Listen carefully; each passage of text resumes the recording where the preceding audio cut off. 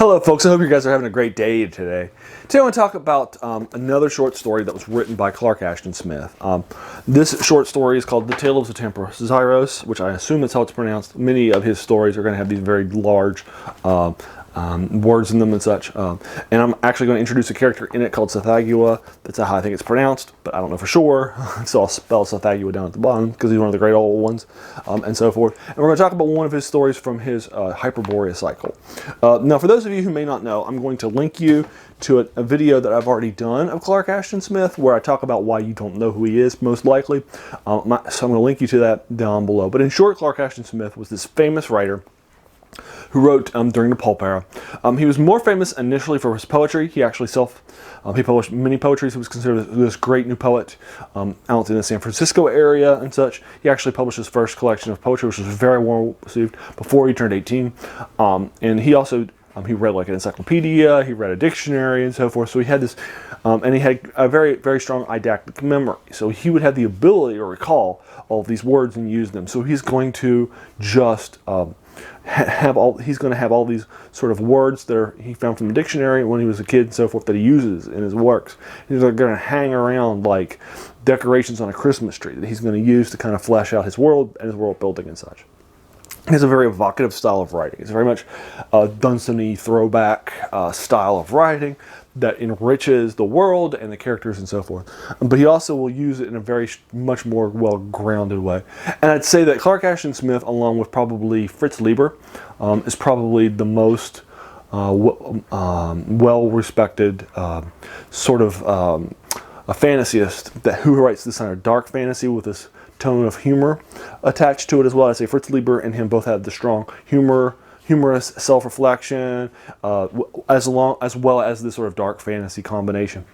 And they do it very well with this kind of a gallows humor style of writing that's very strong and very evocative. And so if you're reading a Clark Ashton work, I definitely think you want to go into it understanding that there's going to be this gallows humor, and he's going to do it very well. He's going to pull it off very well. But he does it sometimes very subtly in ways but Fritz Leiber tends to be a little more here it is out front and so forth. So Clark Ashton Smith's story that we're going to talk about today is very important. It's probably one of his most well-read by people that are still reading today, because it is a fantasy story, and so we're going to be approaching it as a fantasy story. I'm going to review it as a fantasy story, but it introduces one of the major characters of horror in the Lovecraft mythos. And so it's going to be one of the most important stories because it's the first kind of story that kind of inspires this sort of world sharing that H.P. Lovecraft and others are going to do. H.P. Lovecraft is a famous horror writer. Well, he'll become famous. He's not at the time.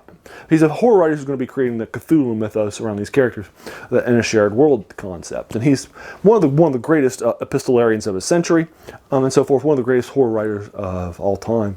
And at various times he's been my favorite writer. And in fact, I'm going to be doing a whole bunch more Lovecraft stories later on. I'm actually reserving them. I'm thinking about doing a Lovecraft October where I have like a video each day with one of his short stories. But in the meantime, he has a lot of world sharing with a lot of his co-writers and friends, and him and Clark Ashton Smith are great friends, and so they will borrow elements from each other. And Clark Ashton Smith and Robert E. Howard at the time are both writing stories set in sort of primeval Earth. And Clark Ashton Smith has a bunch of stories set in kind of Hyperborea, one of the eras of this sort of primordial Earth. And Robert E. Howard is also writing stories too, set in Conan or Kull from Atlantis and so forth, are these various characters that he has also set in the primordial Earth too, although in a different era. They don't interact and so forth. So because they both have these stories set in this sort of primordial Earth, what Lovecraft is going to do is he's actually going to bring both of those into his world building too, even though he's writing stories in the modern day. And those character concepts and so forth. And this is going to be a classic example of that, the short story that's in here. Now, I've talked about Clark Ashton Smith before. I think that he's been mispublished. You cannot go out and easily find a book that just collects his Hyperborea stories. This Hyperborea collection that I have is this little you know, this little tiny one that's a homemade press and so forth is not. You know, something that's something that you are going to be has some nice shelfware and such. He has published in things like this and Penguin Classics, or in other things where they're just kind of a sampling of his works. Like this one spends almost half of it on his poetry. So only about 50% of this is actually short stories. So there's only 18 short stories in this big giant collection. And many of his best ones are missing from here. Although A Tale of Satampra Zeiros is actually here, so that's good. And so we're going to go ahead and get started with that. Basically, it's going to take over with, there's going to be two thieves. One of the thieves is writing, and he's going to be talking already at front. So you're going to know some bad stuff is going to happen because he's going to tell you, like most sort of these these works in the first couple on the first page, about how bad stuff was and how he lost his hand in this incident, and how he doesn't know if he's going to survive after talking about this stuff and putting it down, and so forth. So what's going to happen is you're going to be in this hyperboreal world. You're going to be introduced to it, and there's going to be this nearby city of ruins called Comorium. And him and his one of his thief cohorts are going to go explore Comorium, and because it's a one-day journey away, it's very quick to get to.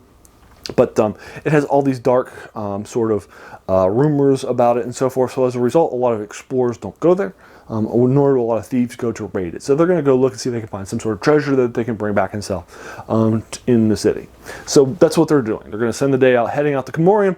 And once they arrive at Comorium, they're going to do some exploring, and then just kind of in short, I'll go ahead and kind of get you in and out. They're going to find this temple that's dedicated to this god named Tsathoggua, but unlike most gods, it's not a normal looking god. It's they go in, they've never seen or heard of other than reading about him and so forth. The temple has not been kept up by anybody around. There's this gigantic statue of Tsathoggua in the back. Tsathoggua is this giant frog-like character who looks very horrible and alien, not like a normal god would look, and so forth. And it strikes them both as being very wrong. And not in a good way. They're looking about for some jewelries, gemstones, stuff like that, or gold, something that they can take back. They're not finding anything. While they're there in the temple, they're going to anger Tsathoggua, and Tsathoggua is going to reanimate because he's not actually dead. That's actually his actual form, and he's going to move about the temple, kill the friend of Satampra Zeiros there in the temple, and then Satampra Zeiros is going to barely get out alive. But he's going to be wounded on the way out. So that's kind of the story in short. And again, normally I won't do spoilers for you, but it's such a short story, and you know that it's going to be going to this place on the first page. So you know he's going to be losing his arm. You know that his friend's going to die in the temple to Tsathoggua. All that stuff. You know it because he tells you that in the first page. So it's not like I'm not saying anything that's not on the first page. But I'm also going to keep it light because I do want you to go out and explore this story. Because again, it's such an impactful story, and it's very much a Clark Ashton Smith story. And there's a reason why it's the first story in both of these collections, because I think that it really resonates with people, kind of shows the world building and so forth that Clark Ashton Smith does. I consider there are these three great writers for weird tales. H.P. Lovecraft writes great horror stuff and so forth, and has these strong sort of horror aspects to his stuff. Robert E. Howard is strong at creating characters. These giant epic characters like Kull the Conqueror or Solomon Kane, Conan, and so forth. Even some characters that weren't his major ones, like Red Sonja, has become very iconic since then, although she's not even in a Conan story, and so forth. But so Robert E. Howard is this great character of these characters, these epic, strong characters. But where Clark Ashton Smith, who's kind of the third writer of this era of pulp stuff, and is really beloved, wrote great worlds, and so I think he's a strong world builder. I think his Tsathoggua world is very strong and flavorful. I think Hyperborea is very good, and so forth. There's various other worlds that he also will populate his people with, and so forth. So I think he's a strong world builder. But he doesn't have these sort of similar characters or concepts or such from one story to another. That means you can go and you can read it whenever order you want to, or whenever you want to. You can read a short story a day, or a week, or something like that, and such over time. You can read them very nicely. And he wrote a lot of short stories, even though he wrote them in just a few years period of time. He actually wrote tons and tons of stories during that. He was very, very prolific. He's also strongly influential. His stuff has been very, very influential on stuff that came down since then. But the problem is that he was never published, right? And so for that reason, most people don't know who he is because they haven't had a chance to go out and buy him. You know, if you want to go out and check the Robert E. Howard Conan stories, you can do so. There are collections of Conan stories that you can go out and buy that have them all in it. Well, you can't do that with this. You can't go, like I said, there's no Hyperborea book you can do. There's no Zothique book you can just go out and buy with just his stories from that world. So there are always these samplers that have poetry in them and lyrical poems and short stories that aren't fantasy at all because they were going to put in some of his horror stuff like Ubu Sathwa, stuff like that. And so you wind up this hodgepodge collection that's meant kind of to be introduction, or you have to be these giant like 4 or 5 volume sets that are these big giant prestige collections that you're spending a lot of money for that have all of his collected works in them. Those are your options and so those aren't budget friendly or pocket friendly options for people that want to pick them up and read him stuff. And because he lived a lot longer than some of the other people that were there, his stuff happens to be still, it's not in the public domain, you just can't go out and read it. I will link you to the story below, one of its collections below, so you'll have a chance to pick it up. I'll link you to the Penguin Reader because that one is an easy read, it's an easy find. I don't think it costs that much money. And it does give you some of those poetry and some other things out there too if you're interested in that. But I'll also kind of leave you here. Again, this was very influential. It introduced the character of Tsathoggua, who again I will have spelled for you previously in the story for you here at the bottom. I think that's how it's pronounced. It introduces that character as a major character in the Cthulhu Mythos. This story is brought into the Cthulhu Mythos very quickly by Lovecraft and so forth. So it's actually considered to be one of the first Lovecraft mythos stories because it's one of the first ones that's not written by Lovecraft to bring in and to be adopted into the mythos. It's not the first one. That's actually Hounds of Tindalos by Frank Belknap Long, but it is one of the earliest ones.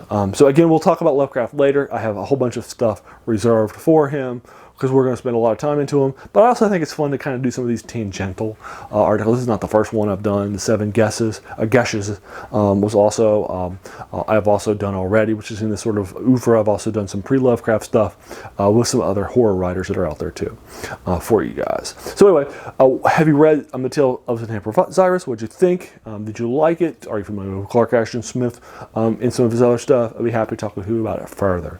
So please feel free to put down in the comments below what you thought of this story or my own review thereof. And also, if you spent your time here with this, I really appreciate it.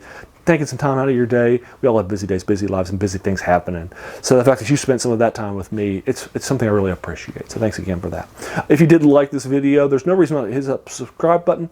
I do try to focus on a lot of fantasy, science fiction, and horror classics, particularly ones that are forgotten that people may not ever realize are out there, and kind of unearth some of those for them. So hit the subscribe button. Many more reviews like this are going to follow up. And thanks again for your time.